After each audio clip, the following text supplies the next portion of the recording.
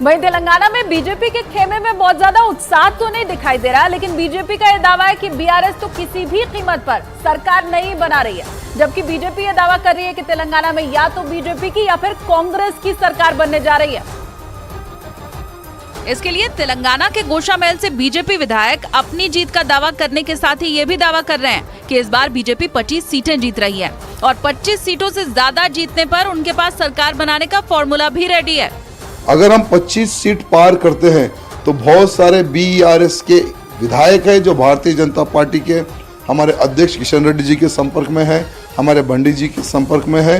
बहुत सारे विधायक वहां से टूटेंगे और भारतीय जनता पार्टी में सम्मिलित होंगे और सरकार हम बना भी सकते हैं। चुनाव के बाद जीत के दावों के बीच में तेलंगाना के मुख्यमंत्री के चंद्रशेखर राव ने 4 दिसंबर को कैबिनेट की बैठक बुलाई है, जबकि 3 तारीख को चुनाव के नतीजे आने वाले हैं। लेकिन ज्यादातर एग्जिट पोलों में पिछड़ने वाली कांग्रेस ने ये उम्मीद जताई कि 3 दिसंबर को नतीजा उसके पक्ष में आएगा। 2018 में जीतकर मुख्यमंत्री की कुर्सी पर बैठने वाले कमलनाथ ने तो ये ऐलान भी कर दिया कि वो 2018 के नतीजों को दोहराने वाले हैं। मतलब कमलनाथ के मुताबिक वो फिर एक बार मध्य प्रदेश में कांग्रेस की सरकार बनाने वाले हैं। मध्य प्रदेश के पूर्व मुख्यमंत्री कमलनाथ ने एक वीडियो जारी कर कांग्रेस के कार्यकर्ताओं को ये भरोसा दिया कि 3 दिसंबर को मध्य प्रदेश में कांग्रेस ही जीत का परचम लहराएगी। हम सब जीत के लिए तैयार हैं, हम सब एकजुट हैं।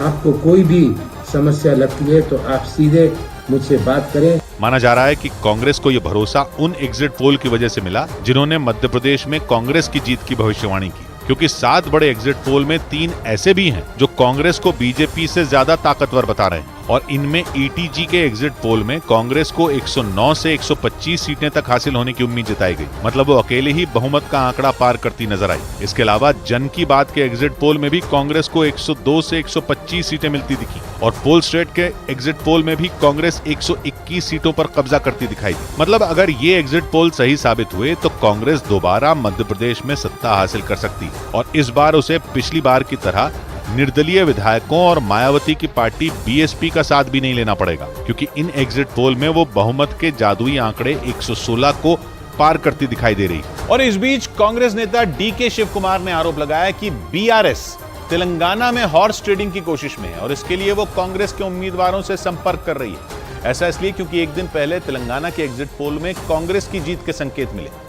डीके शिव कुमार का आरोप है कि एग्जिट पोल के नतीजे सामने आते ही बीआरएस ने खरीद फरोख्त की कोशिश तेज कर दी और दावा किया कि एग्जिट पोल में पिछड़ती दिख रही बीआरएस जोड़ तोड़ में जुट गई। कर्नाटक के deputy CM DK Shivakumar ने तो यहां तक कह दिया कि अगर पार्टी आलाकमान आदेश दे तो वो सिर्फ तेलंगाना ही नहीं बल्कि चुनाव वाले 5 राज्यों के विधायकों को संभालने के लिए तैयार है।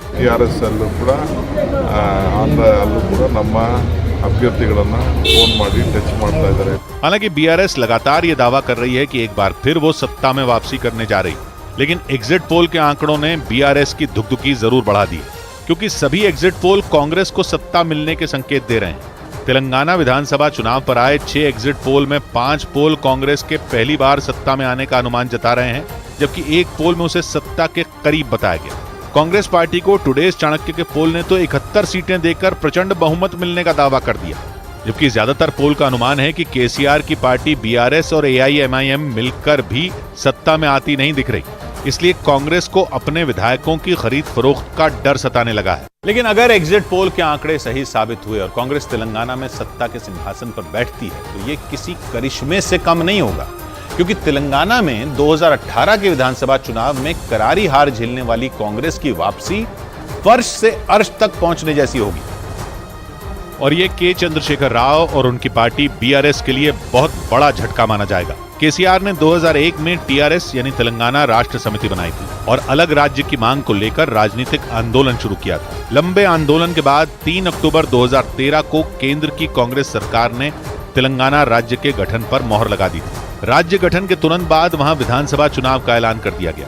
केसीआर नए राज्य के नए हीरो की तरह उभरे थे, जबकि कांग्रेस को उम्मीद थी कि नए राज्य के गठन का फायदा उसे जरूर मिलेगा, लेकिन ऐसा हुआ नहीं।